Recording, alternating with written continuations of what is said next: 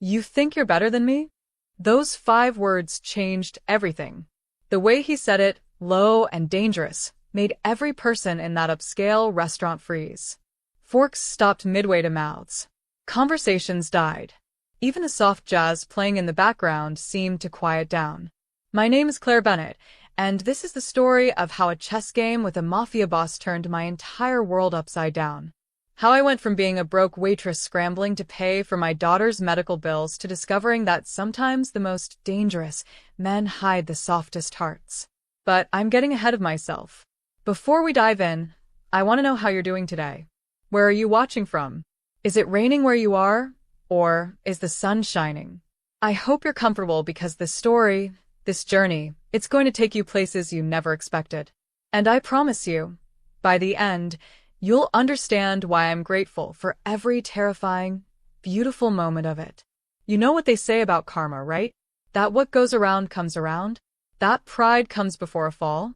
I never believed in any of that philosophical nonsense until the day I met Vincent Cain.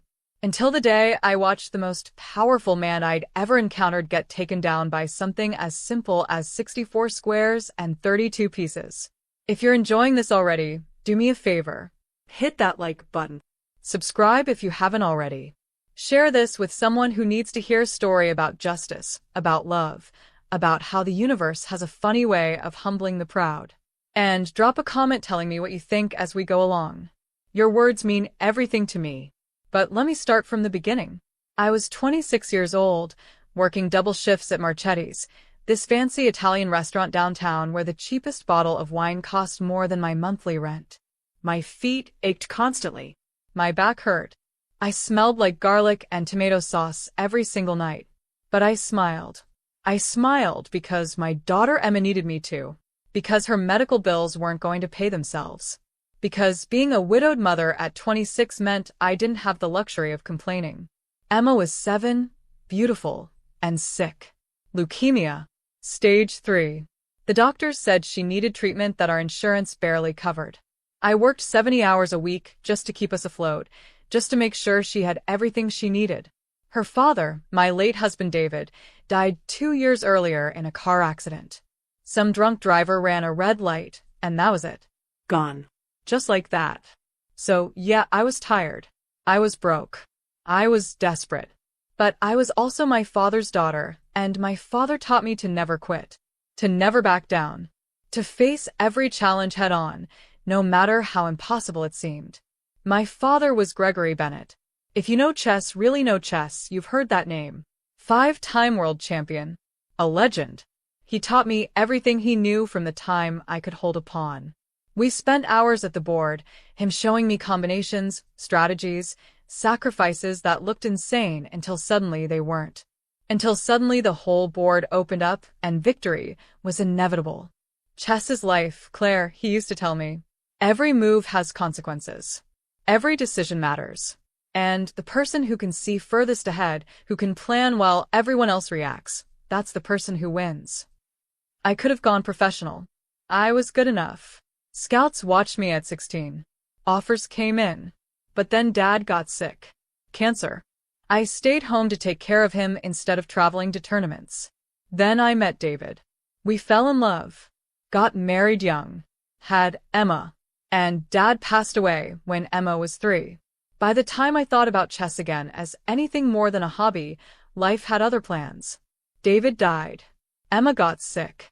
And suddenly I was a waitress with a genius-level chess rating that nobody knew about and nobody cared about because it didn't pay the bills. I hadn't played seriously in almost 8 years. That particular Tuesday started like any other.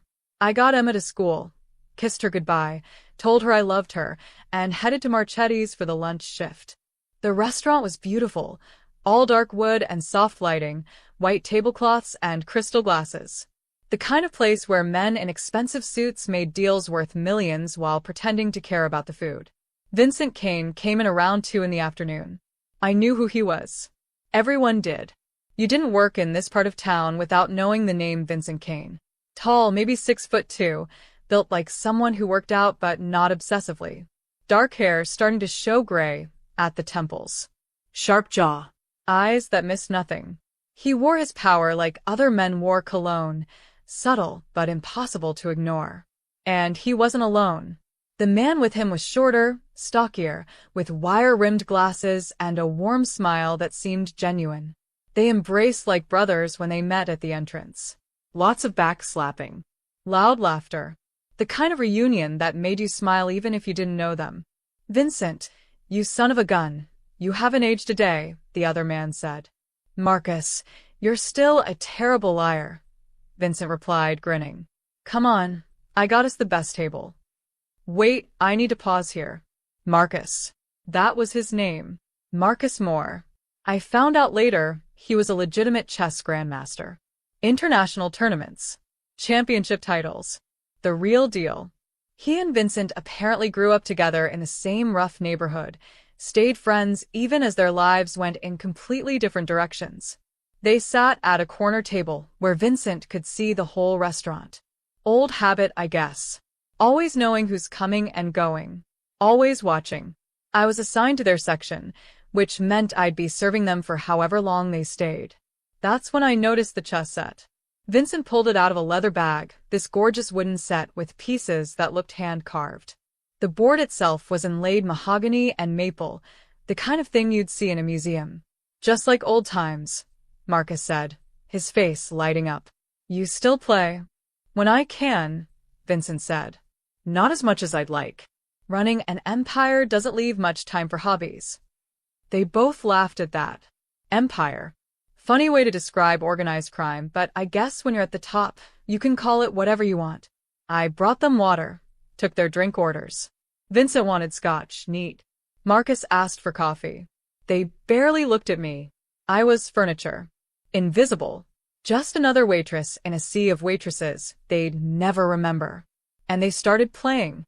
I tried not to watch. I had other tables. Other customers. But I couldn't help myself. Chess was in my blood.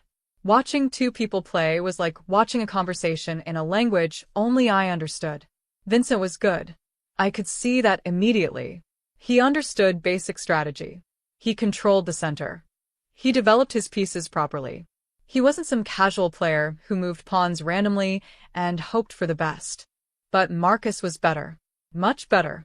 He saw combinations 3, 4, 5 moves ahead.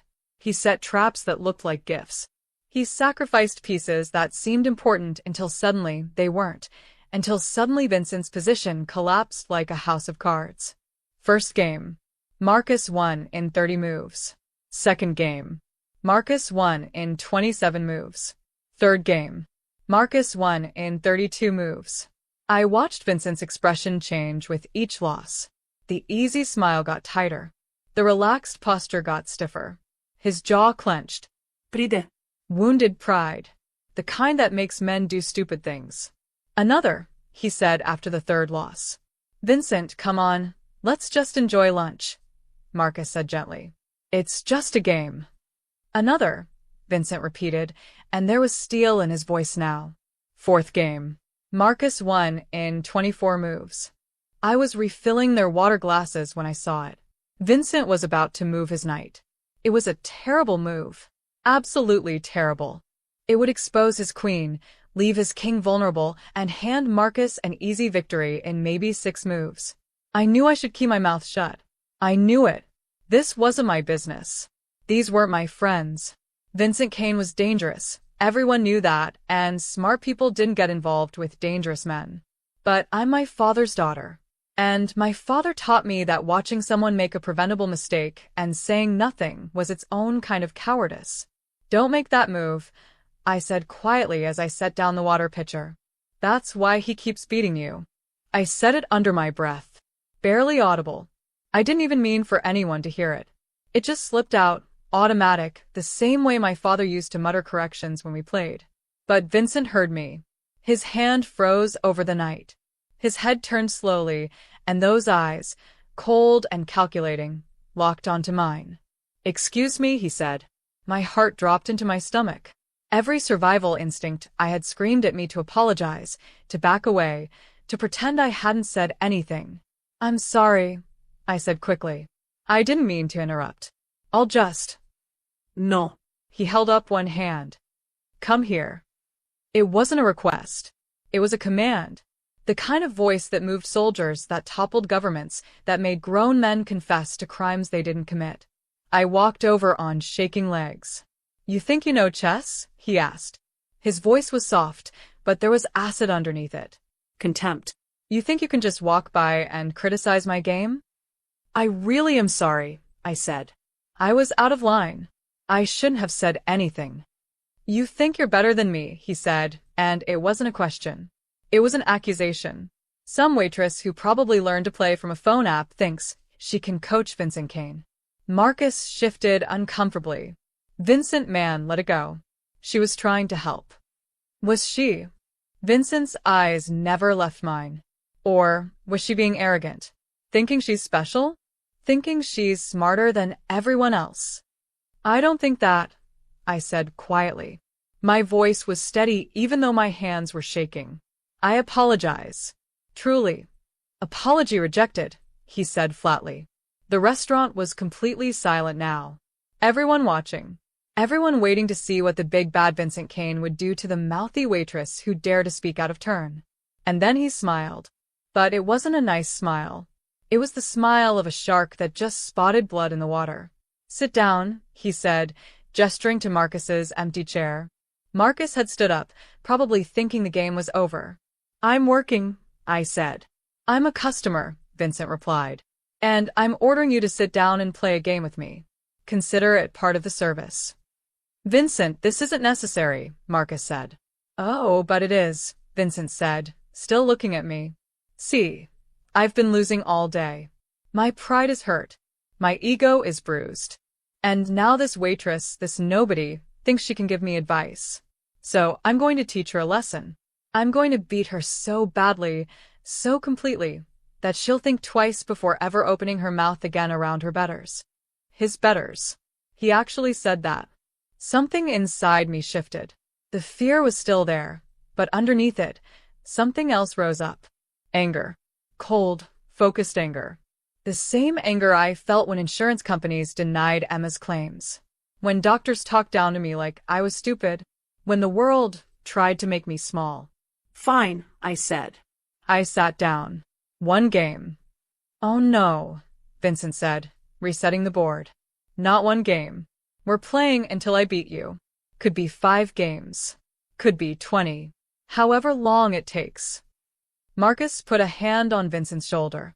Man, you're being an idiot right now. Vincent shrugged him off. Stay or go, Marcus. Your choice. Marcus sighed and sat back down. He looked at me with something like pity. Like he was sorry for what was about to happen to me. If only he knew. Vincent set up the pieces with sharp, precise movements. White or black, he asked. You choose, I said. He took white. Ladies first is traditional, but since you want to play with the big boys, you get black. No handicaps. No merci. I wouldn't want it any other way, I said. He opened with pawn to e4. Standard. Classic. The most common opening in chess. I responded with the Sicilian defense. Also standard. Also classic. We played quickly. Not blitz fast, but steady. Move, counter-move. Development, counter-development. And I let him win. I saw the checkmate coming 5 moves before it happened. I deliberately moved my rook to the wrong square. I missed his bishop threatening my queen. I played like someone who knew the rules but not the strategy. He checkmated me in 30 moves and sat back with a satisfied smile. Well, he said, that was easier than I thought. You're very good, I said softly, setting up the pieces again. I know, he said. The arrogance was back in full force. Again. Second game. I let him win again. This time in 25 moves. I made it look closer, put up more of a fight, but the ending was never in doubt. Vincent was practically glowing now. You know what I think, he said, leaning back in his chair. I think you talk a big game, but when it comes down to it, you're just another amateur who doesn't know half as much as she thinks she does. Marcus was watching me now. Really watching me. His eyes were narrowed, thoughtful, like he saw something Vincent didn't. Maybe, I said. No maybe about it, Vincent said. He looked around the restaurant, raised his voice, so, everyone could hear. See that, everyone? All bark, no bite. Just another person who thinks watching a few games makes them an expert. That was the moment. The moment I'd been building toward. The moment where being my father's daughter and being a scared waitress collided. I leaned forward and looked Vincent Kane directly in the eyes. I went easy on you, I said quietly. Both games. I let you win because your ego was already bruised, and I didn't want to embarrass you further in front of your friend. I played like a child plays, moving pieces without purpose, because I thought maybe you needed to feel like a man again after getting destroyed all afternoon. I was trying to be kind, but clearly, kindness looks like weakness to someone like you. The restaurant went so quiet you could hear a pin drop. Vincent's face went through several emotions. Shock, disbelief, then cold, hard rage. What did you just say to me? He asked, very softly. You heard me, I said. You wanted public validation so badly that you forced a waitress to play chess with you just so you could feel superior. That's pathetic. That's the behavior of an insecure child, not a grown man. Marcus made a sound that might have been a suppressed laugh. Vincent's hands clenched into fists on the table. You're lying. There's no way you let me win. Test me, I said simply. Play me again. No holding back this time. No merci. No kainis. You wanted to beat me so badly? Here's your chance. Prove I'm lying. He stared at me for a long moment, pride and rage warring with something else. Maybe doubt. Maybe the tiniest seed of uncertainty. Fine, he said. We play again. And when I beat you, when I prove you're full of it, you're fired. I'll make sure you never work in this town again. And when I beat you? I asked. That won't happen, he said confidently, arrogantly, like the very idea was impossible. But if it does? I pressed. He waved a hand dismissively. Then I'll admit you're better. I'll apologize. Whatever you want. I want you to donate $10,000 to Children's Hospital, I said. To the cancer ward. In my daughter's name. Something flickered across his face. Surprise, maybe. You have a daughter? Yes, I said. She's 7. She's sick. And she deserves better than watching her mother get bullied by a man who can't handle losing a board game. Vincent was quiet for a moment. Then he nodded. Deal. When I win, you're fired and blacklisted. When you lose, I should say. Because you're going to lose. We'll see, I said. I reset the board. My hands were steady now. No more shaking. No more fear. This was my territory. This was where I belonged. Your move, I said. And the real game began. Vincent opened with pawn to e4 again. Confident. Predictable. The move of someone who thinks they've already won. I responded with the Najor variation of the Sicilian defense. It's aggressive, complex, and requires precise calculation. My father's favorite. He used to say it separated the players who memorized moves from the players who understood chess. Interesting choice, Marcus murmured. He was leaning forward now, completely focused on the board. Vincent pushed his knight forward. Standard development. Nothing creative. Nothing dangerous. I castled queenside. It's risky, puts your king on the same side where most of the action happens, but it also opens up tactical possibilities that most players never see coming. Unconventional, Vincent said. Was that respect in his voice? Or just curiosity? My father taught me that conventional thinking leads to conventional results, I said, moving my bishop. Your father plays chess? Vincent asked, capturing one of my pawns. Played. I corrected, taking his knight with my bishop. Past tense. He passed away 4 years ago. I'm sorry, Marcus said quietly. I nodded, keeping my eyes on the board. He was the best teacher I could have asked for. Patient. Brilliant. He saw the game differently than other people. Vincent moved his queen out early. Too early.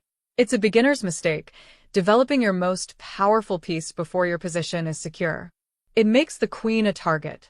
I started building pressure on the king side.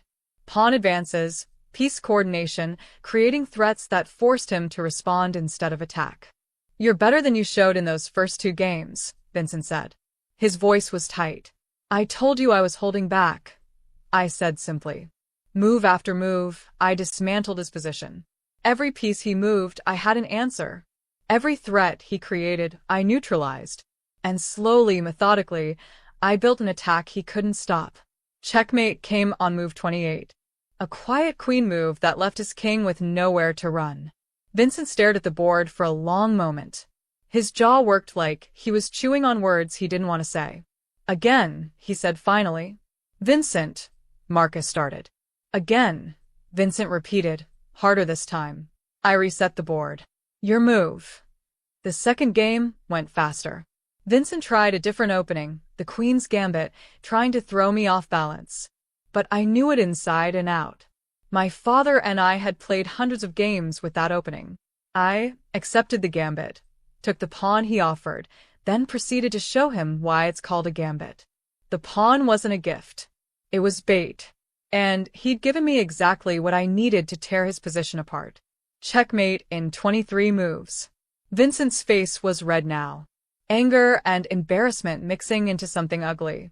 Again, he growled. Third game. Fourth game. Fifth game. I won them all. By the sixth game, people from other tables were standing up, gathering around to watch. Word had spread through the restaurant. The waitress was destroying Vincent Kane at chess. The untouchable crime boss was getting humiliated by a woman in a stained apron who smelled like marinara sauce. Your game is weak, I said softly during the seventh match, taking his rook with my bishop. You're reactive instead of proactive. You wait for your opponent to make mistakes instead of forcing them into bad positions. That works against average players. It doesn't work against good ones. Shut up and play, Vincent snapped. You asked for this, I reminded him, moving my queen into an attacking position. You demanded I play you. You wanted no mercy. So here we are. Checkmate. 7 down. Your knight placement is predictable, I said during the 8th game. You put them on the same squares every time, regardless of what I'm doing. Chess isn't a formula. It's a conversation. You have to listen to what your opponent is saying with their moves. Checkmate. 8 down. You're too attached to your queen, I said during the 9th game. You're so worried about losing her that you make suboptimal moves with everything else. Your king is what matters, not your queen. You can win with just pawns if you have to. Checkmate. 9 down. Vincent wasn't even pretending to be calm anymore. His hands were shaking. Sweat beaded on his forehead. Every person in that restaurant was watching him lose, over and over, to someone he'd tried to humiliate. Marcus put a hand on his shoulder after the 10th loss. Vincent. Brother. Stop. This isn't worth it. No, Vincent said. His voice was raw. No, I can beat her. I just need to focus. I just need to. You need to accept that she's better than you, Marcus said gently. There's no shame in that. She's better than most people. Hell, she's giving me ideas, and I do this professionally. Vincent looked at Marcus with something like betrayal in his eyes. Then he looked at me. Really looked at me. Like he was seeing me for the first time. Who are you? He asked quietly. I told you, I said. I'm a waitress. I'm a mother. I'm someone trying to survive in a world that doesn't care about people like me. No, Vincent said. Nobody plays like this by accident. Nobody learns this from casual games. Who taught you? I hesitated, then decided he'd earned the truth. Gregory Bennett, 5-time world chess champion. He was my father. The silence that followed was absolute.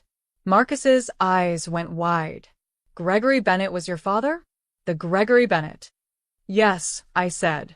Oh my God, Marcus breathed. I studied his games in school. He was a legend. His endgame technique was revolutionary. His positional understanding was. He trailed off, staring at me. You're Claire Bennett. You were junior champion at 16. You beat 3 grandmasters in simultaneous exhibition when you were 14. I remember reading about you. You just disappeared. Life happened, I said simply. My father got sick. I stayed home to care for him. Then I got married, had Emma, and by the time I thought about competitive chess again, I had different priorities. Vincent was still staring at me. You're Gregory Bennett's daughter. And you're working as a waitress. Turns out chess championships don't pay medical bills, I said with a bitter smile. Turns out being the daughter of a legend doesn't matter when your daughter has cancer and your husband is dead and you're just trying to keep your head above water. Something changed in Vincent's expression. The anger drained away, replaced by something softer. Something almost like shame. Your daughter, he said. The one at Children's Hospital. What's her name? Emma, I said. She's 7. She loves butterflies and Harry Potter and terrible jokes that don't make sense. She's the bravest person I've ever met. And you work here, Vincent said slowly, to pay for her treatment. I work here. I work at a coffee shop on weekends. I do online tutoring at night, I said. I do whatever it takes. Because she's my daughter. And she deserves every chance to live. Marcus was shaking his head slowly. Claire, with your skills, you could be making serious money in competitive chess. Exhibition matches, coaching, tournament prizes. I don't have time for tournaments, I said. I don't have time to travel. I need to be here, with Emma, working jobs with flexible hours so I can take her to treatments and appointments and be there when she needs me. Vincent stood up abruptly. For a moment, I thought he was going to leave. Walk away. Pretend this whole thing never happened. Instead, he pulled out his phone and made a call. Jerry, he said into the phone. I need you to make a donation. $10,000. Children's Hospital, Cancer Ward. Make it in the name of Emma Bennett. He paused, listening. I don't care what account it comes from. Just do it. Now. He hung up and looked at me. Done. I felt tears prick my eyes but forced them back. You didn't have to do that. We didn't finish all 20 games. We finished enough, Vincent said. You proved your point. I was arrogant. I was cruel. I tried to humiliate you because my ego couldn't handle losing to my friend. And you put me in my place. Thoroughly. He held out his hand. I'm sorry. Truly. You deserved better than how I treated you. I shook his hand. His grip was firm, warm. Apology accepted. Marcus stood up too. Claire, I meant what I said. With your talent, you could do so much more than this. If you ever want to get back into competitive chess, I'd be happy to help. Sponsorships, coaching positions, whatever you need. Thank you, I said. I'll think about it. Vincent was still standing there, looking at me with an expression I couldn't quite read. Can I ask you something? Sure, I said. Those first 2 games, he said. When you let me win. Why did you do that? I thought about it for a moment. Because you looked like you needed a win. Because I know what it's like to feel like you're failing at something that should be easy. Because sometimes people need kindness more than they need truth. Something flickered across his face. Pain, maybe. Or recognition. Nobody's been kind to me in a long time, he said quietly. Not without wanting something in return. I didn't want anything, I said. I just didn't want to add to your bad day. He smiled then. A real smile. Not the shark smile from before. And look how I repaid that kindness. By being a complete bastard. You made up for it, I said, nodding toward his phone. That donation will help a lot of kids. Including mine. It's not enough, Vincent said. What if I want to help more? What if I want to make sure Emma gets the best treatment available? What if I want to hire you as my personal chess coach? I blinked. What? You beat me 20 times, Vincent said, though technically it was only 10. No, wait. We didn't finish all 20. You beat me 10 times. But the point stands. You're brilliant. And I'm a man who appreciates talent when I see it. Even when it humiliates me in front of half the city. Marcus laughed at that. He's not joking. When Vincent finds something valuable, he holds on to it. I can't, I said automatically. I have Emma. I have my jobs. I can't just. Name your price, Vincent said. Whatever you're making at all your jobs combined, I'll triple it. You coach me 3 times a week, 2 hours each session. The rest of your time is yours. To spend with Emma. To do whatever you need. Why? I asked. Why would you do that? Because I don't like losing, Vincent said simply. And the only way to stop losing is to learn from someone better. That's you. And because he's not as bad as he pretends to be, Marcus added with a grin. Deep down, under all that Mafia boss posturing, Vincent actually has a heart. Shut up, Marcus, Vincent said, but there was no heat in it. I looked at both of them. At Vincent, powerful and dangerous, and somehow vulnerable in this moment. At Marcus, kind and accomplished and genuinely trying to help. And I thought about Emma, about her medical bills, about the treatments she needed, about being able to actually spend time with her instead of working myself to death across 3 jobs. Okay, I said. 3 sessions a week. 2 hours each. But I have one condition. Name it, Vincent said. If Emma needs me, if there's an emergency, I drop everything. No questions asked. That's non-negotiable. Done, Vincent said immediately. He held out his hand again. Deal? I shook it. Deal. And just like that, my life changed. I had no idea then what I was getting into. No idea that coaching Vincent Kane in chess would lead to something so much bigger, so much more complicated, so much more dangerous and beautiful than I could have imagined.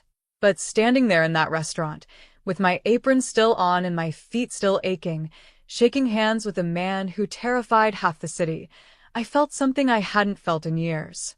Hope. The first coaching session happened 3 days later. Vincent sent a car for me. An actual car. Black sedan, driver in a suit, the whole thing. My neighbors stared through their curtains as I climbed into the back seat. I texted my friend Jenna to check on Emma, who was having one of her good days and wanted to stay home and draw instead of going to treatment. The car took me to an address on the north side. Not what I expected. I thought maybe a restaurant, an office building, somewhere public and safe. Instead, we pulled up to a house. Well, calling it a house was like calling the ocean a puddle. It was a mansion. 3 stories, stone facade, iron gates, the kind of place you see in magazines and think nobody actually lives like that. The driver opened my door. Mr. Kane is expecting you in the study. 2nd floor, 1st door on the right. I climbed the steps to the front entrance, my worn canvas bag with my father's old chess set inside feeling completely out of place. A woman in her 50s answered the door, before I could knock. Housekeeper, I assumed. Miss Bennett, she said warmly. Please come in. I'm Dorothy. Can I get you anything? Coffee? Tea. Water. Water would be great. Thank you, I said, stepping into a foyer that was bigger than my entire apartment. The inside was beautiful, but not ostentatious. Hardwood floors, tasteful artwork, furniture that looked expensive, but comfortable. It felt like a home, not a showroom. I found the study exactly where the driver said it would be. The door was open. Vincent sat at a table by the window, the chess set already arranged, staring at the board like it held the secrets of the universe. He looked different here. No suit jacket, just a dark blue button-down with the sleeves rolled up. Reading glasses perched on his nose. He looked younger. More human. Claire, he said, glancing up. You came. You're paying me, I said. Of course I came. He smiled slightly. Fair point. Seat. Please. I sat across from him and pulled out my father's chess set. The pieces were worn, some of them chipped, the board's finish faded from thousands of games. Vincent looked at it with something like reverence. Is that his? Your father's? Yes, I said, running my fingers over the white king. He got this set when he won his first championship. Used it for every important game after that. Said it was lucky. May I? Vincent asked, reaching for one of the knights. I nodded. He picked it up carefully, turning it in his hands. It's beautiful. You can feel the history in it. 30 years of games, I said. Victories and losses. Brilliant combinations and terrible blunders. He never blamed the pieces when he lost. Always said the board was honest. It showed you exactly who you were. Vincent set the knight back down gently. What did it show him? That he was human, I said. That even champions make mistakes. That the game was bigger than any one person. Dorothy brought water for both of us, then left quietly. So, Vincent said, settling back in his chair. Where do we start? What's the first lesson in becoming less terrible at chess? I laughed despite myself. You're not terrible. You're decent. But decent isn't enough when you're playing against people who've dedicated their lives to this game. Like you, he said. Like I used to. I corrected. I haven't played seriously in years. I'm rusty. You beat me 10 times in a row, Vincent said dryly.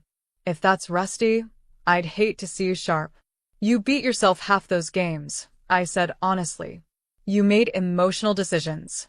Angry moves. That's the first thing we need to fix. Chess is about calculation and pattern recognition. Emotion clouds judgment.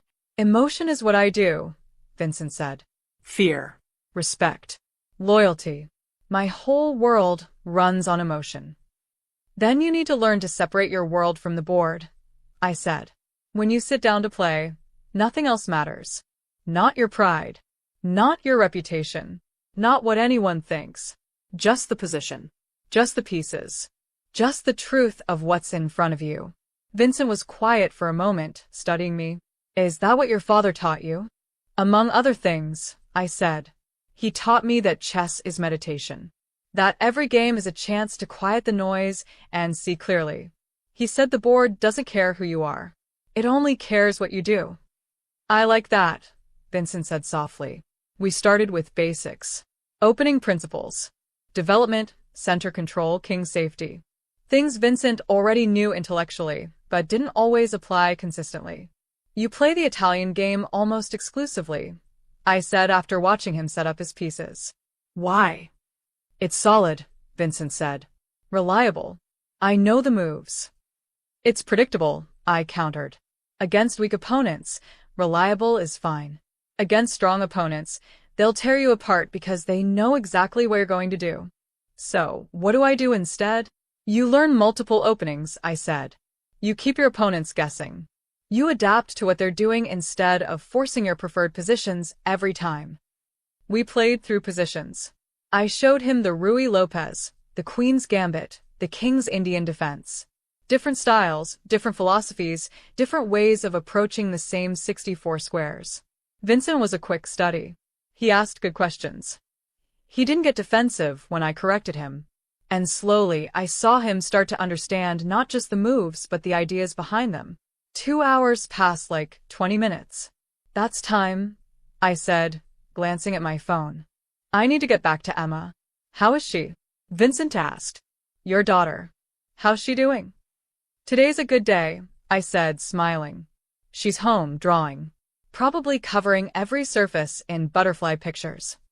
Does she know? About her diagnosis? About how serious it is? She knows she's sick, I said carefully. She knows she needs treatment. But she's 7. I don't think she fully understands that some people don't get better. And I'm grateful for that. Let her be a kid as long as possible. Vincent nodded slowly. My mother died when I was 8. Cancer, actually. I remember not understanding why everyone was so sad. Why Dad cried at night when he thought I was asleep. I thought she'd come back. That sick people just went away for a while, and then came home. I'm sorry, I said quietly. It's why I built what I built, Vincent said. Why I clawed my way up from nothing. Because I watched my father work 3 jobs trying to pay for treatments that didn't work. Watched him break himself for a system that didn't care. And I decided I'd never be that powerless again. There was pain in his voice. Old pain. The kind that never fully heals. That's why you donated the money so quickly, I said. At the restaurant. It wasn't about the bet. No, Vincent admitted. It was about Emma. About giving her a chance my mother didn't get. Medical bills shouldn't decide who lives and who dies. It's obscene. But that's the world we live in, I said. Maybe, Vincent said. Or maybe we change it. One donation at a time. One kid at a time. I felt something shift in how I saw him. He wasn't just a dangerous man playing a chess. He was someone who understood loss. Who carried scars that shaped every decision he made. Same time next week? I asked, standing. Actually, Vincent said. I was thinking. Your other jobs. The coffee shop and the tutoring. What if you quit those? Just coach me, and I'll pay you enough to cover everything. Your rent, Emma's treatments, whatever you need. I froze. Vincent, that's too much. Is it? He asked. You're giving me your time, your expertise, your father's legacy. That's worth more than a few paychecks. I can't let you do that, I said. I can't be dependent on one person. What if something happens? What if you change your mind? I won't, Vincent said simply. I keep my word. Always. Ask anyone who knows me. When Vincent Kane makes a promise, it's iron. I wanted to say no. Wanted to keep my independence, my safety net, my control over my own life. But I thought about Emma. About spending real time with her instead of rushing from job to job. About not being exhausted every second of every day. 1-month trial. I said finally. If it works, we continue. If it doesn't, I go back to my other jobs. No hard feelings. Vincent smiled. Deal. I'll have my accountant set up direct deposit. First payment hits your account tomorrow. Thank you, I said. This means everything. You earned it, Vincent said. And Claire? Bring Emma next time. If she wants to come, I'd like to meet her. Dorothy makes incredible chocolate chip cookies. Kid approved. I hesitated. Bringing my daughter to a Mafia boss's house felt dangerous. Reckless. The kind of thing a responsible mother wouldn't do.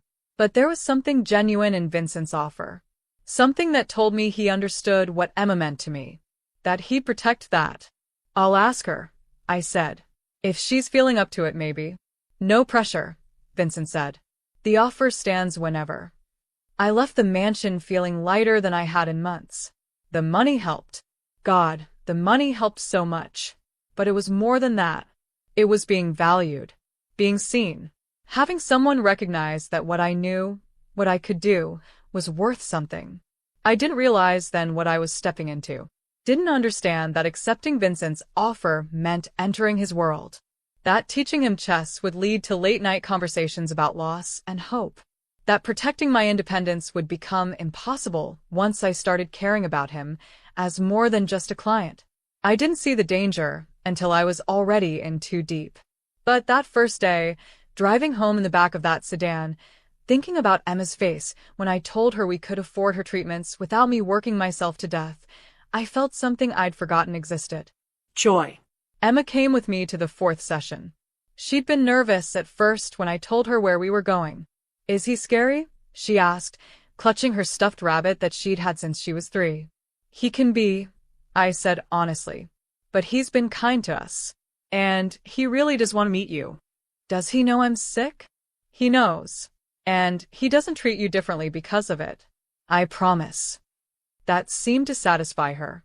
She wore her favorite purple dress, the one with butterflies on the hem, and brought her sketchbook because she never went anywhere without it.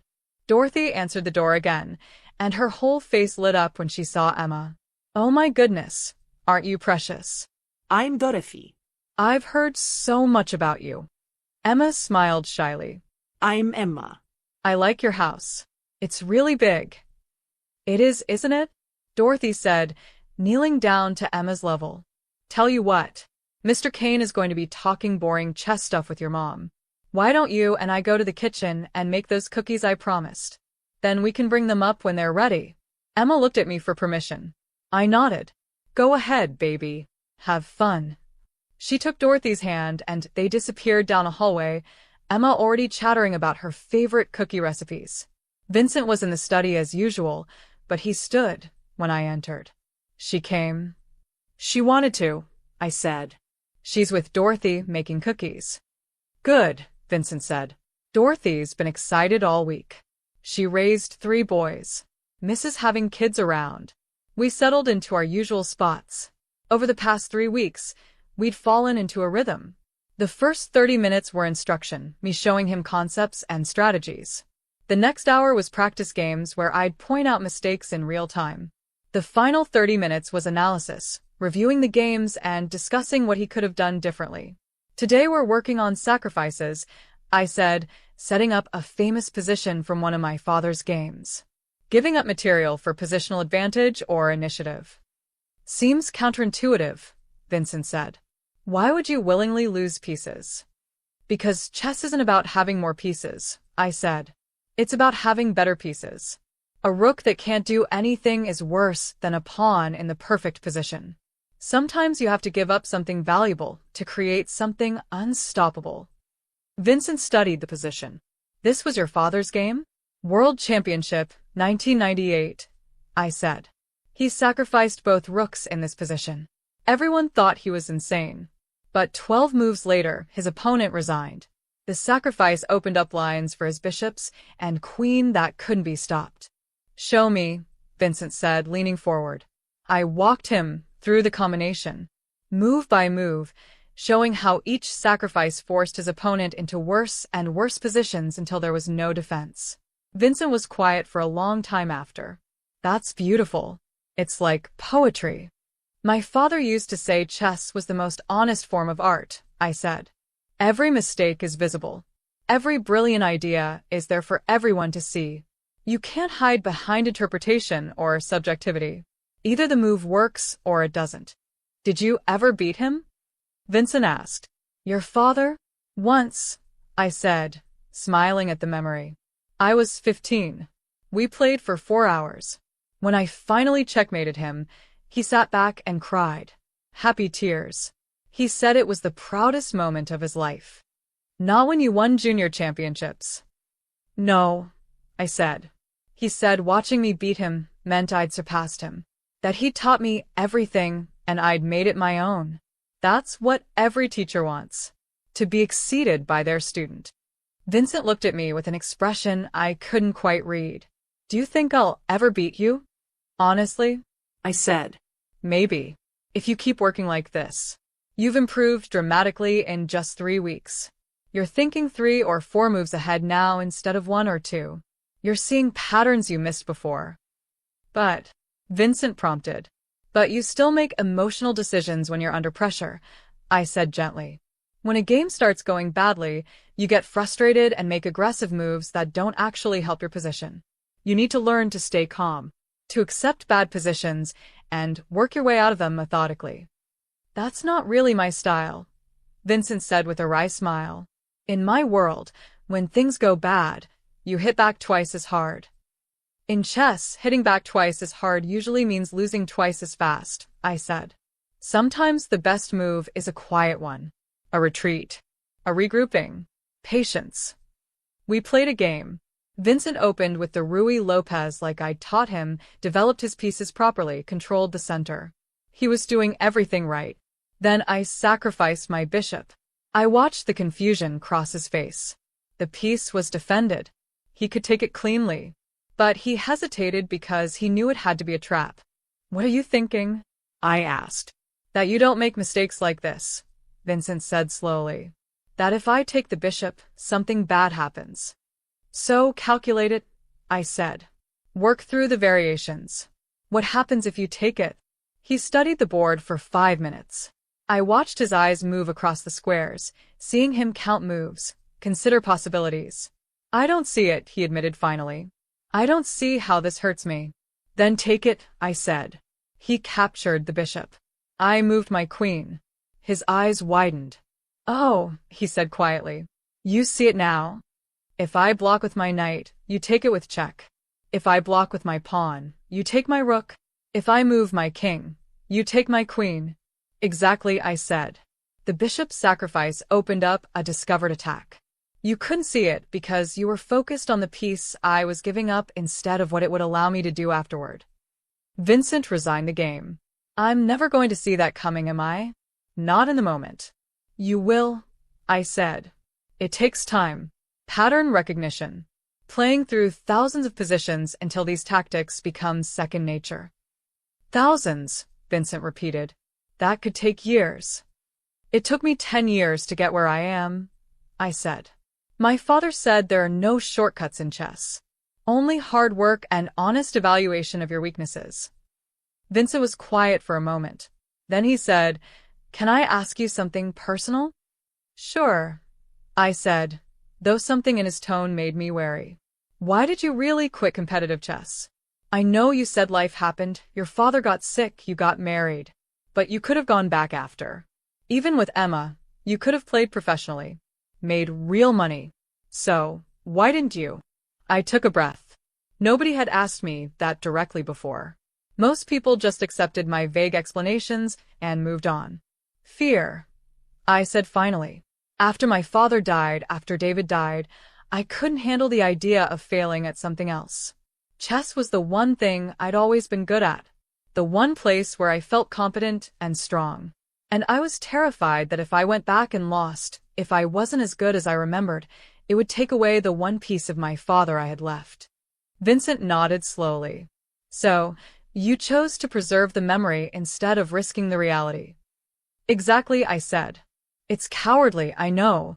It's human, Vincent said. I get it. When you lose everything, you hold tight to whatever's left. Even if holding tight means not really living. There was weight in those words. Personal weight. Did you lose everything? I asked quietly. Once, Vincent said. A long time ago. I had a life planned out. Normal job, normal wife, normal everything. Then my father got sick. Medical bills piled up. I borrowed money from the wrong people to pay for his care.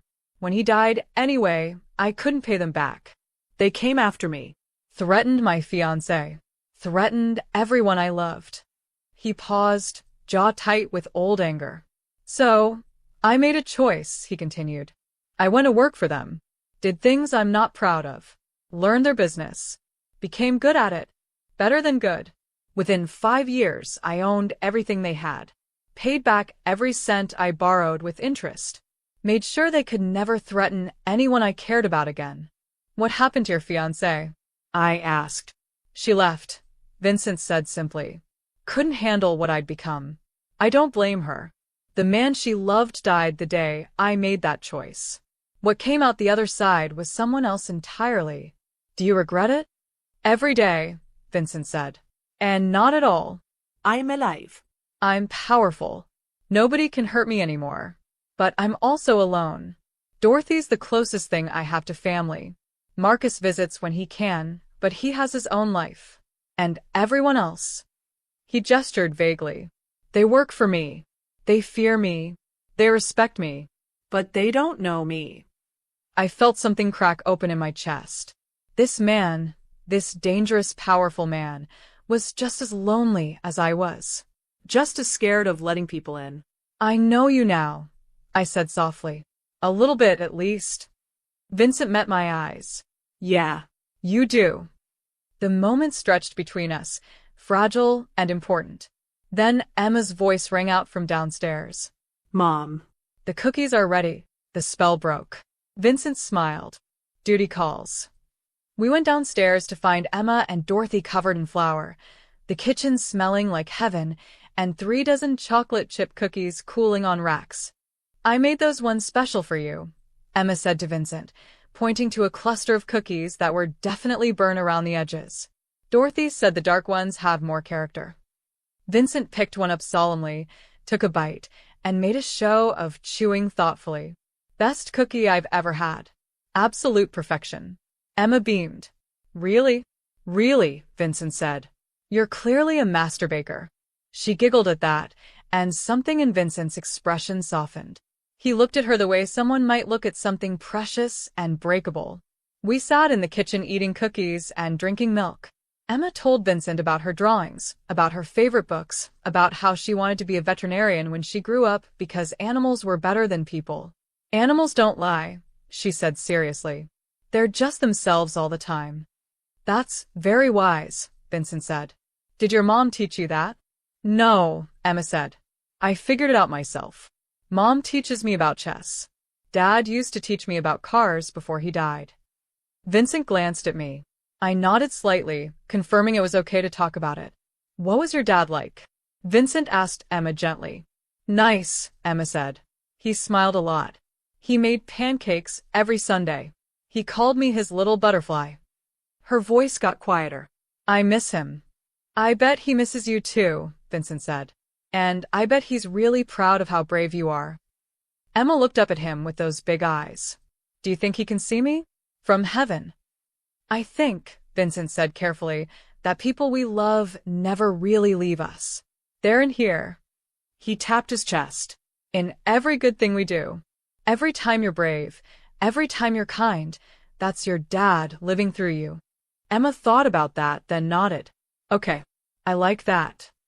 Dorothy was wiping her eyes with her apron.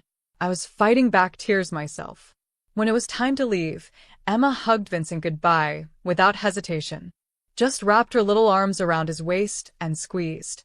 He stood frozen for a moment, like he'd forgotten how to respond to genuine affection. Then slowly, carefully, he hugged her back. Come back soon, he said. We'll make more cookies. Okay, Emma said happily. In the car on the way home, Emma was quiet for a while. Then she said, I like Mr. Kane. He's nice. He is, I agreed. Does he have any kids? No, baby. He doesn't. That's sad, Emma said. He'd be a good dad. I looked out the window, watching the city pass by, and thought about Vincent alone in that big house. About the loneliness in his eyes when he talked about his past. About how gentle he'd been with Emma. And I realized with a start that I didn't think of him as just a client anymore. Didn't think of our sessions as just a job. I was starting to care about him. About his happiness. About the man behind the reputation. That should have scared me. Should have sent up red flags and warning bells. But instead, it felt like the most natural thing in the world. The sessions continued through the next 2 months. 3 times a week, like clockwork. Sometimes Emma came with me, sometimes she stayed with Jenna when she wasn't feeling well. But every time I walked into that study, I felt more comfortable. More at home. Vincent improved dramatically. He won his first game against me in week 7. I didn't let him win. He earned it fair and square with a brilliant queen sacrifice that opened up my king. He sat back after delivering checkmate, staring at the board like he couldn't believe it was real. I beat you, he said quietly. You did, I confirmed, smiling. That was genuinely excellent play. My father would have been impressed by that combination. Vincent looked at me, and there was something raw in his expression. Vulnerability. I've been working on it for weeks. Studying positions. Playing through master games at night when I can't sleep. I wanted to prove I could do it. You proved it, I said. Congratulations. He stood up suddenly and pulled me into a hug. Just a quick embrace, over before I could process it. But I felt his heart racing against mine. Felt the warmth of him. The solidness. Thank you, he said, stepping back. For teaching me. For believing I could get better. You did the work, I said, my voice not quite steady. I just pointed you in the right direction. Something had shifted between us over those 2 months. Conversations that started about chess ended up being about life, loss, fear, hope. He told me about growing up poor, about his mother's death, about the choices that shaped him into who he became. I told him about my father's illness, about David's accident, about the terror of watching Emma fight for her life every single day. We understood each other. 2 people carrying impossible weight, finding brief moments of lightness in 64 squares. But it wasn't just friendship. I'd be lying if I said that's all it was. I noticed the way he looked at me when he thought I wasn't paying attention. The way his hand would linger when passing me a chess piece. The way he smiled more easily around me than he seemed to around anyone else. And I noticed my own reactions. The way my pulse quickened when I saw his car pulling up. The way I dressed more carefully on session days. The way I thought about him at odd moments, wondering what he was doing if he was safe. Emma noticed too. Kids always notice. Do you like Mr. Kane? She asked one night as I tucked her into bed. Of course I like him, I said carefully. He's my student. He's become a friend. No, I mean, do you like him? Emma pressed. The way you like Daddy? My breath caught. Emma, it's complicated. Why? She asked with a straightforward logic only children possess. He's nice. He makes you smile. You make him smile. Isn't that how it's supposed to work? It's not that simple, baby, I said. Mr. Kane lives a very different life than we do. His world is dangerous. And I have to think about keeping you safe. I feel safe with him, Emma said. He looks at you the way Daddy used to. Like you're special. I kissed her forehead, avoiding the conversation. Get some sleep. We have a treatment appointment tomorrow. But her words stayed with me. Haunted me. The breaking point came in month 3. I arrived at Vincent's house for our regular Wednesday session to find 3 cars I didn't recognize parked in the driveway. Black SUVs with tinted windows. The kind of vehicles that screamed danger. Dorothy answered the door, looking worried. Claire, maybe you should come back another time. Vincent has business. It's fine. Vincent's voice called from somewhere inside. Send her up. Dorothy looked at me apologetically. He insisted you keep your regular schedule. But please be careful. These men, they're not like Vincent. I climbed the stairs with my heart pounding. The study door was open. Vincent sat at his desk, not the chess table. 3 men in expensive suits sat across from him. They all turned to look at me as I entered. Gentlemen, Vincent said smoothly, this is Claire. She's here for a private chess lesson. We can continue this conversation afterward. One of the men, older with silver hair and cold eyes, smiled unpleasantly. Chess lesson. That's what we're calling it now. Excuse me? I said, my voice sharper than I intended. Marco, Vincent said, his voice dropping to something dangerous. Watch your mouth. Come on, Vincent, the man continued, ignoring the warning. Pretty girl comes to your house 3 times a week? We all know what that means. Though I have to say, paying her to teach you chess is a creative cover story. The implication was clear. Ugly. Degrading. I felt my face flush with anger and humiliation. Vincent stood up slowly. There was murder in his eyes. You have 3 seconds to apologize to her before I throw you out that window. I'm just saying what everyone's thinking, Marco said, but he looked less confident now. Young widow, single mother, suddenly on your peril? It looks suspicious. Makes people talk. Then people need to learn to keep their mouths shut, Vincent said. Each word was precise. Controlled. Terrifying. Claire is a 5-time world champion's daughter. She's a chess prodigy who gave up her career to care for her family. She's teaching me because I'm paying her to teach me. That's all. And anyone who suggests otherwise is going to answer to me personally. The room went silent. The other 2 men looked uncomfortable. Marco seemed to realize he'd crossed a line.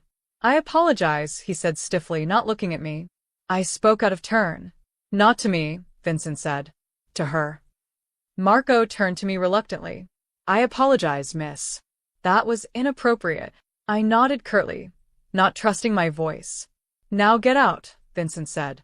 All of you. We'll finish this conversation tomorrow. And Marco? Consider this your only warning. Next time you disrespect someone under my protection, there won't be a conversation afterward. The 3 men left quickly. I heard their footsteps on the stairs, the front door closing, cars starting outside. Vincent came around the desk. Claire, I'm so sorry. That was unacceptable. Is that what people think? I asked quietly. That I'm your mistress? That this is all some elaborate cover story for an affair? I don't care what people think, Vincent said. But I do, I said, my voice rising. I care that my reputation, my professional integrity, is being dragged through the mud. I care that people look at me and see a woman trading favors instead of a teacher doing her job. Nobody who matters thinks that, Vincent said. Marco's an idiot. A dinosaur from the old guard who doesn't understand that the world has changed. But he's in your organization, I said. He works for you. Which means other people in your organization probably think the same thing. Vincent was quiet for a moment. Then he said, probably. Yes. The admission hit me like cold water. I can't do this anymore. What? Vincent's face went pale. Claire, no. Don't let one ignorant comment ruin what we've built here. It's not just the comment, I said. It's what it represents. I walked into your world thinking I could keep one foot out, keep myself separate and safe. But I can't. Your world doesn't work that way. Everyone who sees me here makes assumptions, draws conclusions. And those conclusions put Emma at risk. How? Vincent demanded. How does this put Emma at risk? Because people know I'm connected to you now, I said. Which makes us targets. What if someone wants to hurt you and decides the best way is through me? Through my daughter? I can't take that risk. I won't. Vincent ran his hands through his hair, frustration and desperation warring on his face. So, what are you saying? You're quitting? Just like that. I think I have to, I said, and my voice broke. For Emma's sake. This isn't about Emma, Vincent said quietly. This is about you being scared. Of course I'm scared, I said. You're a dangerous man, Vincent. You do dangerous things. And I'm a mother trying to keep her daughter alive. Those two things don't mix. They could, Vincent said, if you trusted me. If you believed that I would protect you both with everything I have. That's not the point, I said. Then what is the point? Vincent asked. He stepped closer. Tell me the truth, Claire. Why are you really running? I looked at him. At those eyes that had started seeing me not as a teacher, but as something more. At that face that I'd started thinking about at night when I couldn't sleep. Because I'm starting to care about you, I whispered. As more than a client. As more than a friend.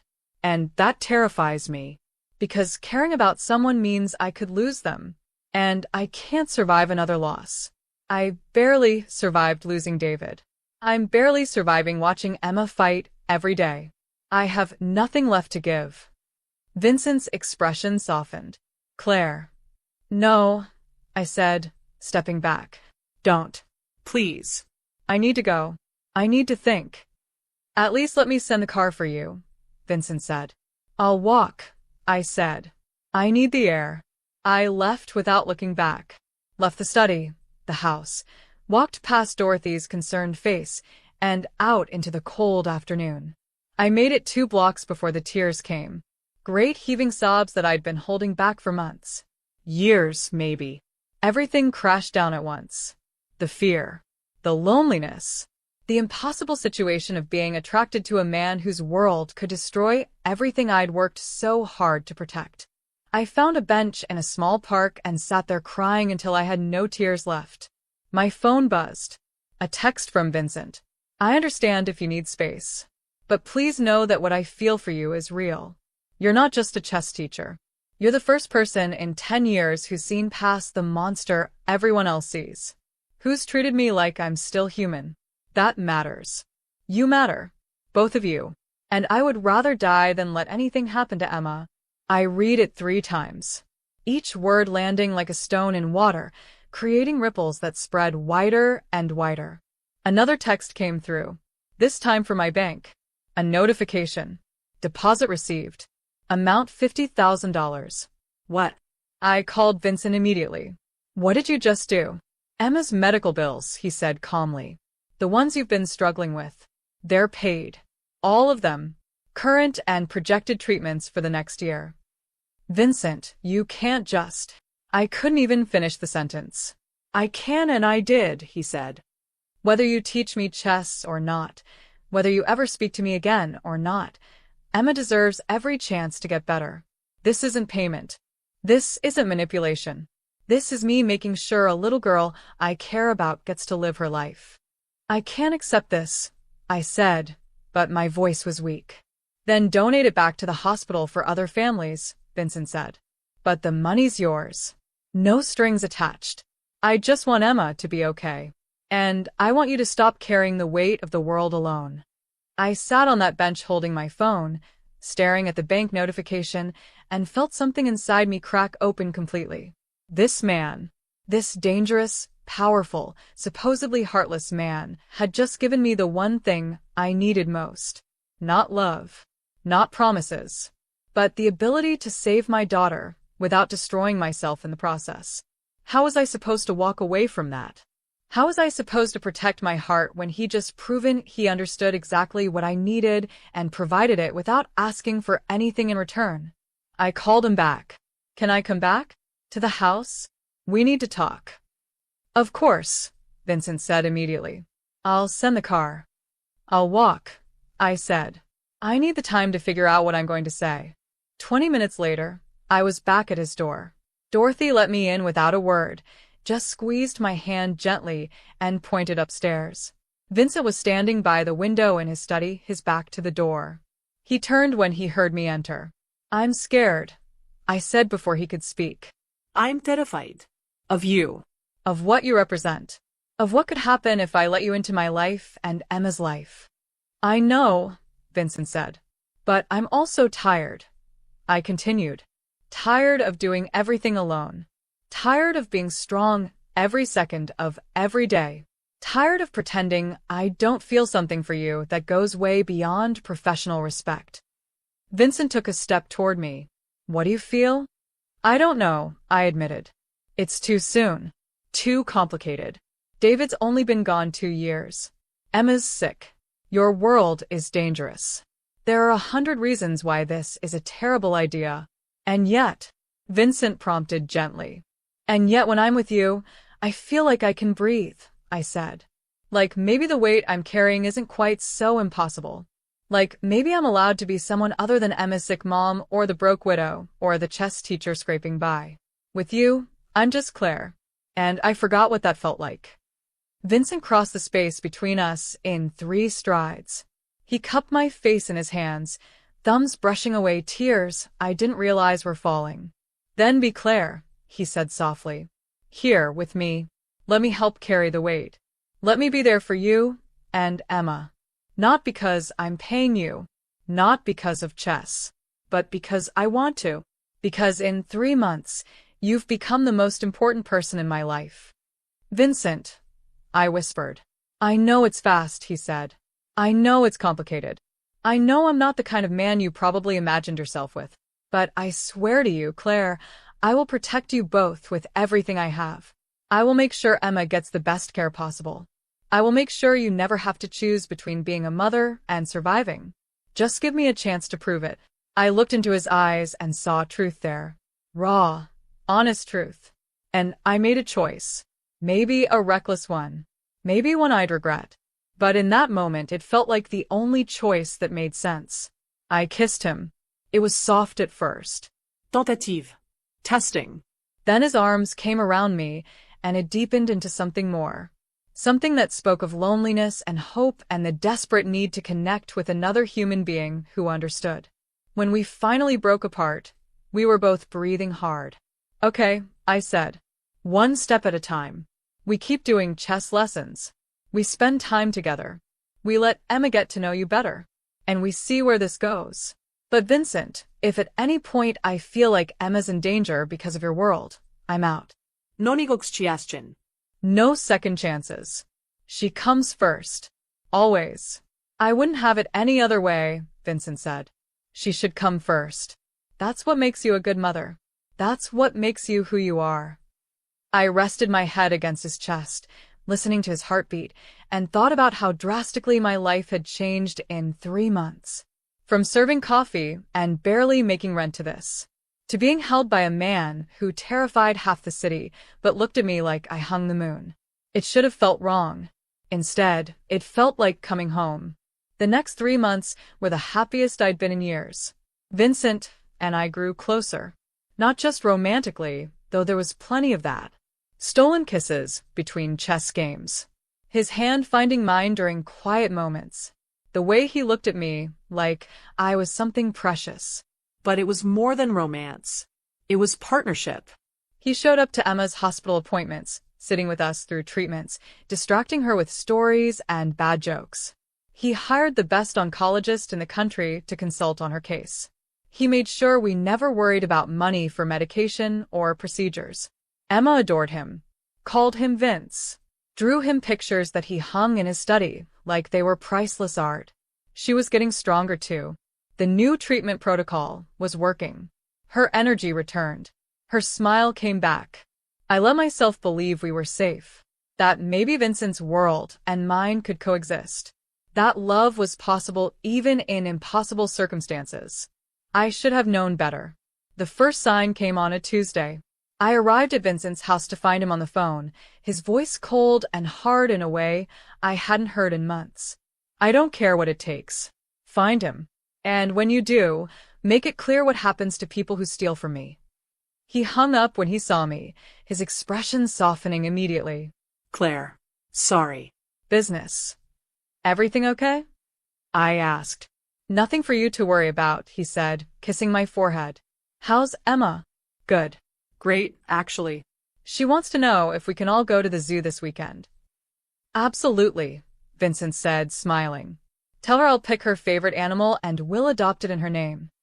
But I saw the tension in his shoulders, the worry he was trying to hide. Over the next few weeks, that tension grew. Phone calls that made him leave the room. Meetings that ran late. Days when he seemed distracted during our chess sessions. Talk to me, I said one evening after he'd lost 3 games in a row, something that hadn't happened in months. What's going on? Vincent was quiet for a long moment. There's a problem. With the business. Someone's been making moves against me. Trying to take territory. Undermine my authority. Is it dangerous? I asked, though I already knew the answer. It could be, he admitted. But I'm handling it. You and Emma are protected. I've made sure of that. How? I pressed. Security watching her apartment. Detail following Emma's school route. Extra men on alert. Nobody gets near you without me knowing about it. I should have felt safer. Instead, I felt trapped. You didn't tell me this. Because I didn't want you to worry, Vincent said. I didn't want this touching your life. Vincent, it already touches my life. I'm with you. That means your problems are my problems. No, he said firmly. My problems stay my problems. You and Emma stay separate. Stay safe. But we couldn't stay separate. That became clear 2 weeks later. I was walking Emma home from school when I noticed the car. Black sedan. Following us for 3 blocks. When I turned down a different street, it turned too. My heart started racing. I pulled out my phone and called Vincent. Someone's following us, I said quietly, trying not to alarm Emma. Where are you? Vincent's voice was sharp. I told him. What do I do? Keep walking toward the main street. Stay where there are people. I'm sending someone now. 2 minutes later, another car pulled up beside us. The window rolled down. One of Vincent's men, someone I'd met before named Thomas. Get in, he said. I hesitated only a second, then bundled Emma into the back seat. Thomas drove us straight to Vincent's house, checking the mirrors constantly. Vincent met us at the door. He pulled me into his arms immediately, then knelt down to check on Emma. Are you okay, Butterfly? He asked gently. That was exciting, Emma said, completely oblivious to the danger. Like a spy movie. Vincent smiled, but it didn't reach his eyes. He looked at me over Emma's head. Stay here tonight. Both of you. It's safer. Dorothy set Emma up in one of the guest rooms with hot chocolate and a movie. Vincent led me to his private office. Who was in that car? I asked. I don't know yet, Vincent admitted. But I will. And they'll regret it. This is exactly what I was afraid of, I said. Your world bleeding into ours. Emma being in danger because of who you are. I know, Vincent said. And I'm sorry. But Claire, this won't last forever. I'm dealing with it. Another week, maybe 2, and this threat will be neutralized. And then what? I asked. Another threat appears? Someone else tries to hurt you by going after us? When does it end? I don't know, Vincent said honestly. I wish I could promise you perfect safety, but I can't. What I can promise is that I will do everything in my power to protect you both. That you matter more to me than any business deal or territory or reputation. I wanted to believe him. God, I wanted to. But fear has a way of overriding hope. The situation got worse. Vincent's men found out who was making the moves against him. A rival organization from the East Coast, trying to expand into his territory. They'd specifically identified me and Emma as vulnerabilities. Leverage. Vincent increased security. We couldn't leave his house without an escort. Emma couldn't go to school. I couldn't work. We were prisoners in a gilded cage. Emma started asking questions. Why couldn't she see her friends? Why did men with guns follow us everywhere? Why did I look so scared all the time? I had no good answers. 2 weeks of lockdown turned into 3. Then 4. Vincent was gone more than he was home, dealing with the threat, doing things he wouldn't tell me about. Things I didn't want to know about. I watched him become the man everyone else saw. Cold. Hard. Dangerous. The gentle person who made cookies with Emma and lost at chess and kissed me like I was air seemed to disappear. I want to go home, I told him one night. It's not safe, Vincent said automatically. Then when will it be safe? I demanded. You keep saying you're handling it, but nothing changes.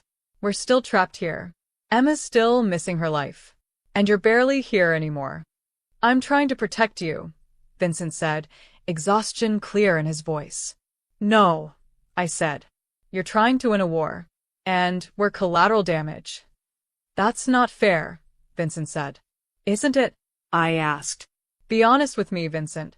Will this ever really be over? Or is this just what life with you looks like? Constant danger, constant fear, constant running. He didn't answer. Couldn't answer. Because we both knew the truth. That night I made a decision. For Emma's sake. For both our sakes. I waited until Vincent left for another meeting. Packed our things. Called a car service, not one of Vincent's drivers. Dorothy found me as we were leaving. You're making a mistake, she said gently. Maybe, I said. But it's mine to make. Tell him I'm sorry. Tell him I hope he finds peace. But I can't stay in a world where my daughter isn't safe. Dorothy hugged me. He loves you. You know that, right? I know, I whispered.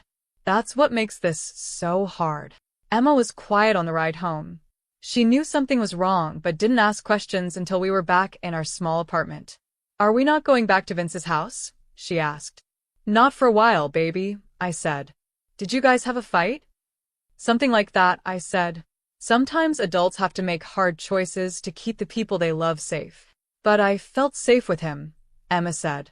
He made me feel safe. I know, I said. But the world around him isn't safe.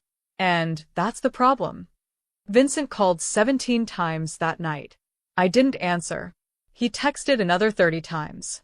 I read every message, but didn't respond. Finally, around midnight, one last text came through. I understand why you left. I would have made the same choice in your position. Emma comes first. Always. I'll make sure the thread is handled so you can live your life without fear. And then I'll leave you alone. Just know that these months with you were the best of my life. You showed me I was still capable of being human, of loving someone. That's a gift I'll never forget. Take care of yourself and Emma. You both deserve every happiness. I'm sorry I couldn't give it to you. I read that message and sobbed into my pillow so Emma wouldn't hear. Because I loved him. Somehow, in 6 months, I'd fallen completely in love with Vincent Kane. With his gentleness and his strength and the way he'd become a father figure to my daughter without being asked. But love wasn't enough. Not when safety was at stake. Not when Emma's life hung in the balance. So I made the hardest choice I'd ever made. I let him go. 3 weeks passed. Emma asked about Vincent every day. When could we see him? Was he okay? Did he still like us? Each question broke my heart a little more. I threw myself into work. Took on private students again.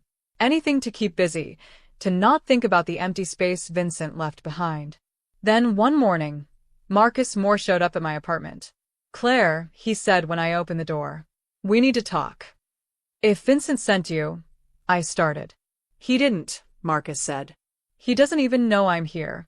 Can I come in? I let him in. Made coffee.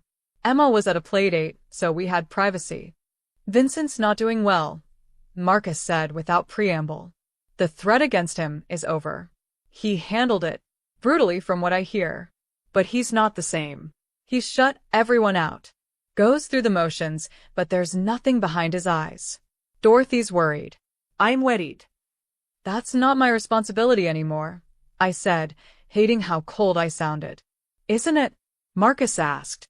Claire, I've known Vincent for 30 years. I've seen him survive things that would break most people. But losing you and Emma? That broke him in a way nothing else has. He'll recover, I said. He's strong. Physical strength isn't the same as emotional strength, Marcus said. You gave him something he never had before. A real family. Real love. And now it's gone. It had to be gone, I said. Emma's safety comes first. I agree, Marcus said. But the threat's over now. Has been for 2 weeks. Vincent made sure of it. The people who came after you don't exist anymore. And neither does anyone who might think about trying the same thing. He sent a message. A clear one. I felt something cold settle in my stomach. What kind of message? The kind that ensures nobody will ever threaten you again, Marcus said carefully. The kind that makes you untouchable. He burned bridges he'll never rebuild, made enemies he'll have to deal with for years, all to make sure you and Emma could live your lives without looking over your shoulders. Why would he do that? I whispered. Because he loves you, Marcus said simply. Because you're the best thing that ever happened to him. And because he'd rather suffer himself than see you suffer. I was quiet for a long time.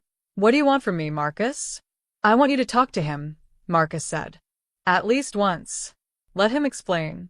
Let him show you what he's done to make things right. And then if you still want to walk away, at least you'll be making that choice with all the information. And if talking to him just makes it harder? I asked. Then it makes it harder, Marcus said. But Claire, some things are worth the difficulty. Some people are worth fighting for. After Marcus left, I sat with his words for hours. Emma came home full of energy and stories about her playdate. She was doing so well.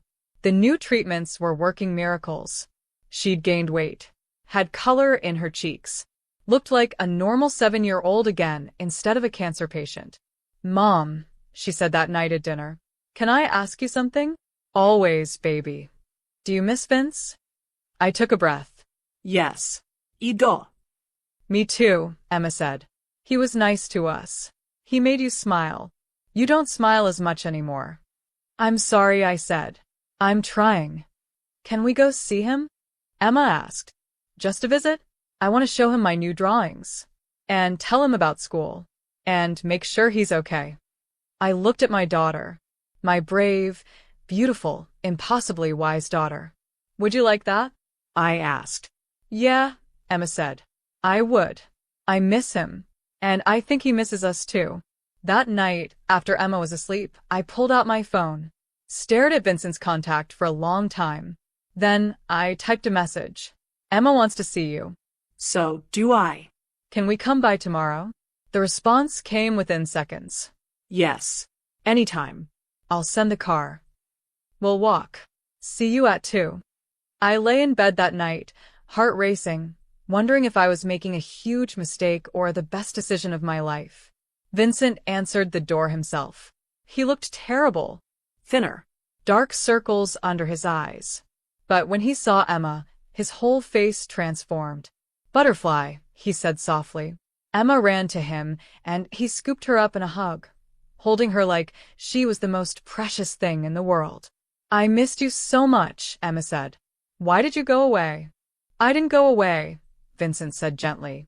Your mom and I had some grown-up stuff to figure out, but I missed you every single day. He set her down and looked at me. Claire. Hi, I said, suddenly shy. Come in, Vincent said. Please. Dorothy's made lunch. All of Emma's favorites. We ate together in the kitchen. Emma chattered nonstop about school, her drawings, her treatments, everything Vincent had missed. He listened to every word like it was the most important thing he'd ever heard.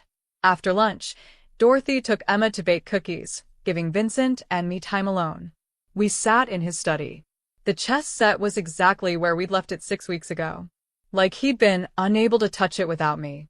Marcus came to see me, I said. I figured, Vincent said. He's been lecturing me for weeks about going after you. He said you handled the threat. I did, Vincent said. It's over. Completely over. You're safe. Emma's safe. How can you be sure? Vincent took a breath. Because I made examples. Public ones. The kind that make people think twice before ever touching anything related to me. It wasn't pretty. It wasn't nice. But it was necessary. Vincent. I know what I am, he said quietly.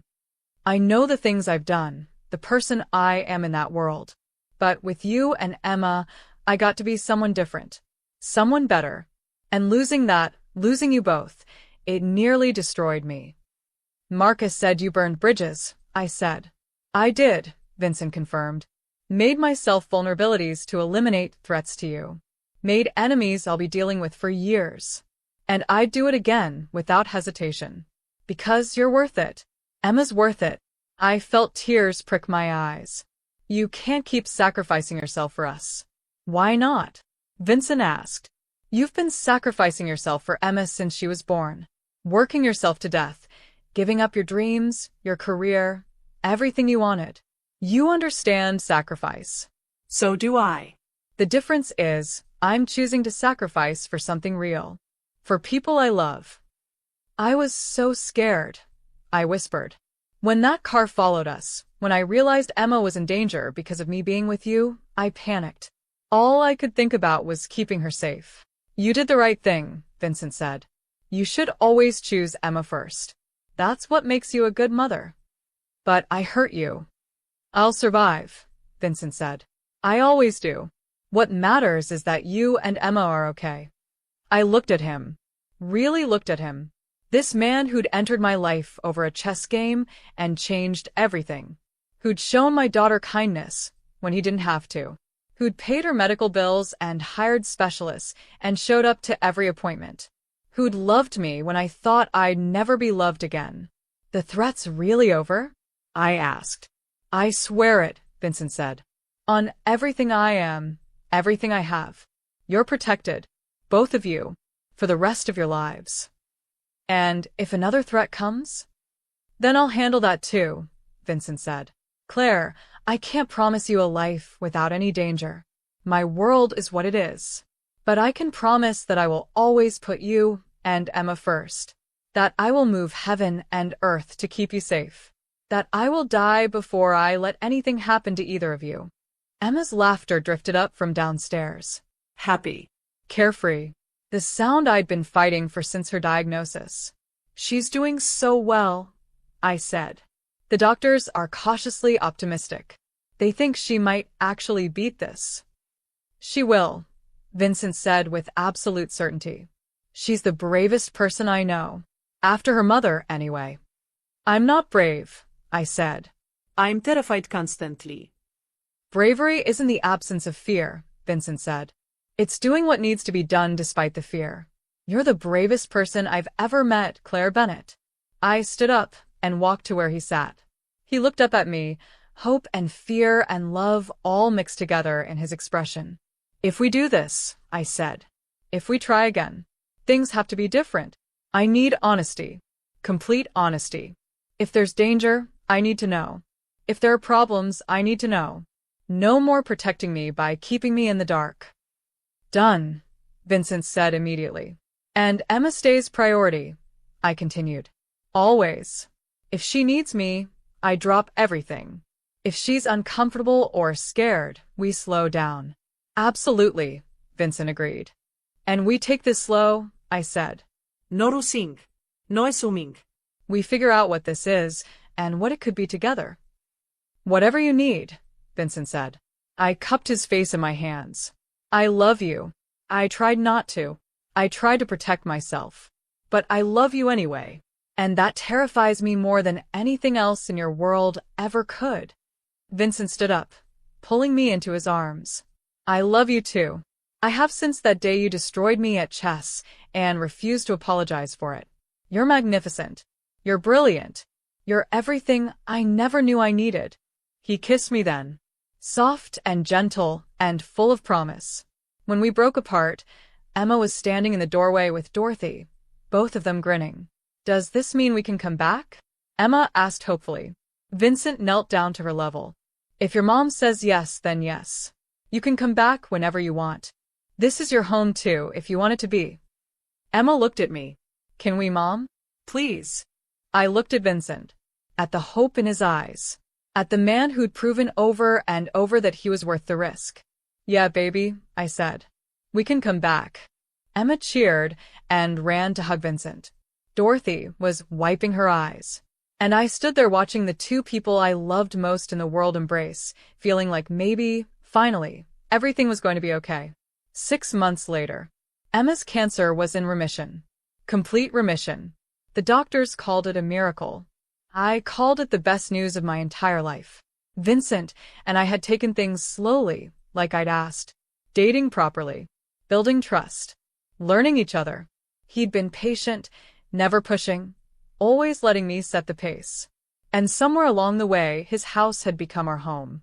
We still did chess 3 times a week. Vincent had gotten good enough to win about 30% of our games.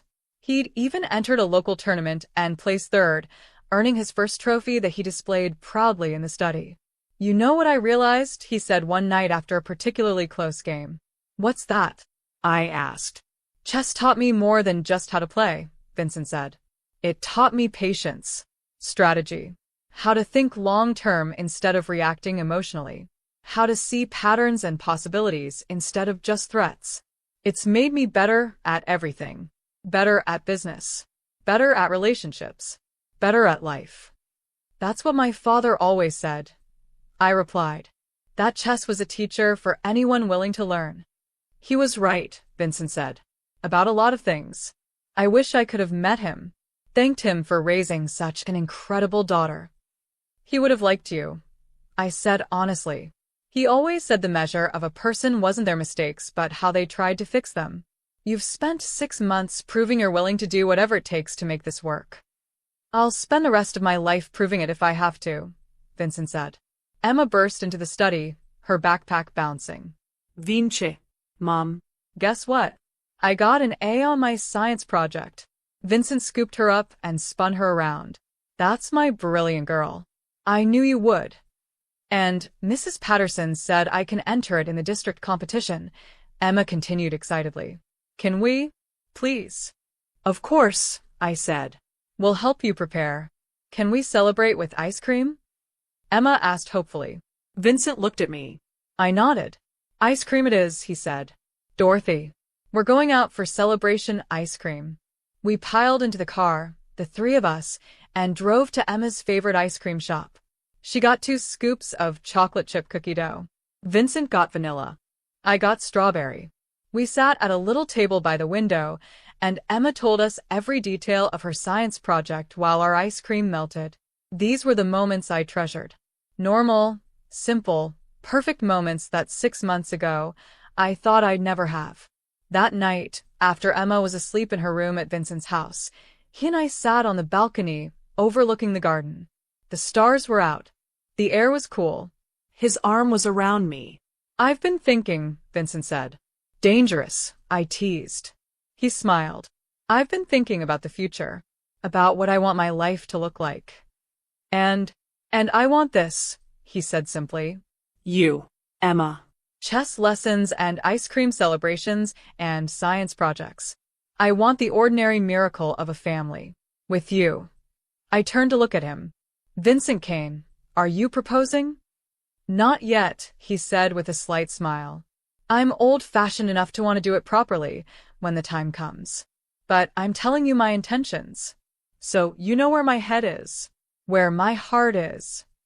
"I think I've known where your heart was for a while now," I said softly. "The question is," Vincent said, "where's yours?" I leaned my head against his shoulder. "Right here, with you. Scared sometimes, uncertain sometimes, but here nonetheless." "That's all I need," Vincent said, kissing the top of my head. We sat in comfortable silence for a while. Then Vincent said, "I got a call from Marcus today." "Oh." "He's organizing a charity chess tournament. Proceeds go to cancer research. He wants us both to participate. You as a player, me as a sponsor." "Both of us?" I asked, surprised. "He said it's time Claire Bennett made her official return to competitive chess," Vincent said. "That the world deserves to see what you can do. And I agree. You're too talented to stay hidden." "I don't know," I said. "I'm out of practice."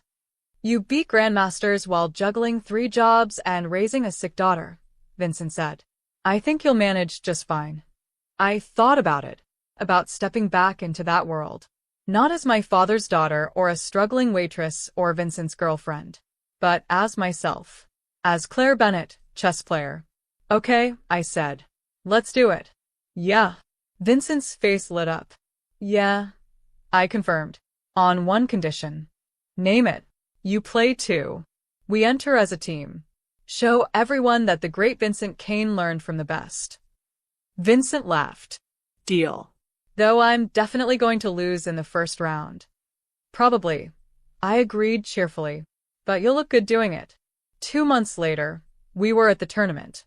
Emma sat in the front row with Dorothy, holding a sign that said, "Go Mom. Go Vince." Marcus was commentating.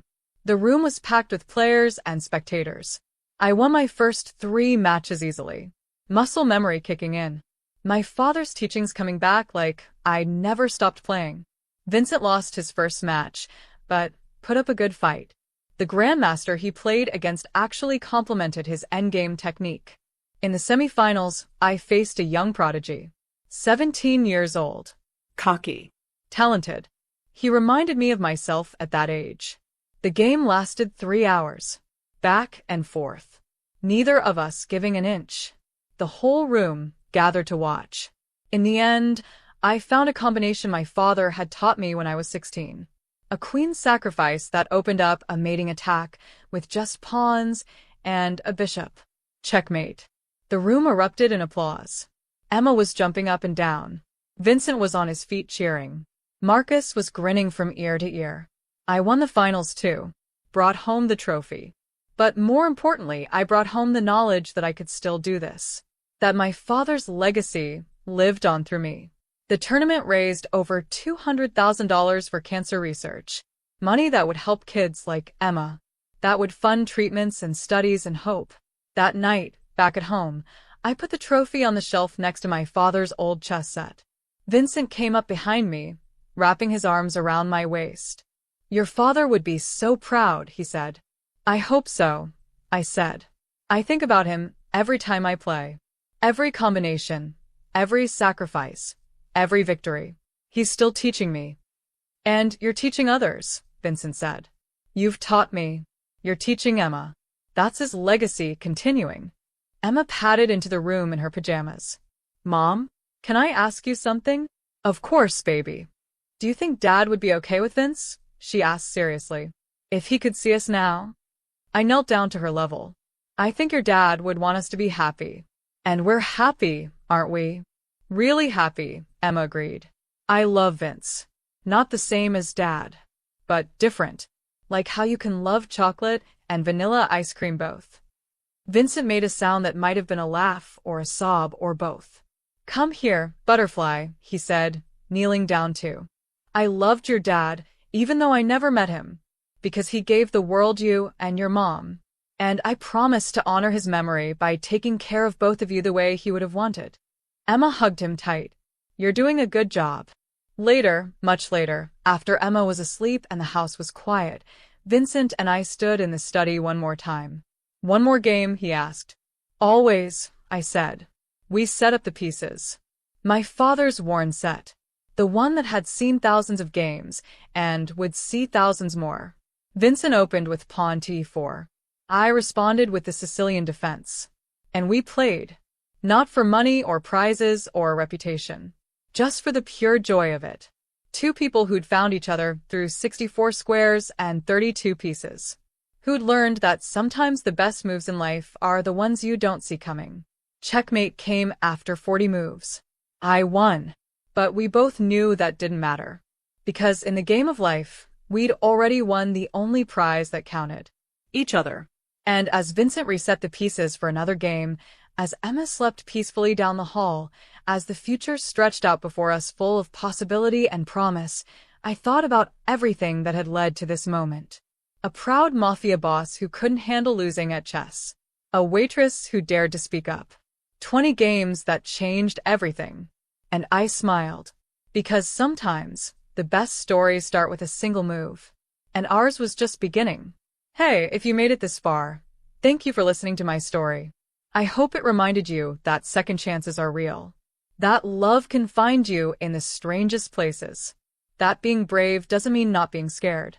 It means doing the right thing even when you're terrified. Drop a comment and let me know what you thought.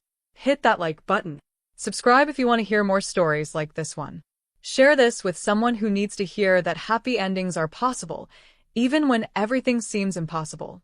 And remember, life is a lot like chess. Sometimes you have to sacrifice something valuable to gain something even better. Sometimes the best move is the one that scares you most. And sometimes, just sometimes, taking a risk on love is the smartest play you'll ever make. Until next time, take care of yourselves, Be brave. be kind, and never be afraid to make the first move. This is Claire Bennett, signing off.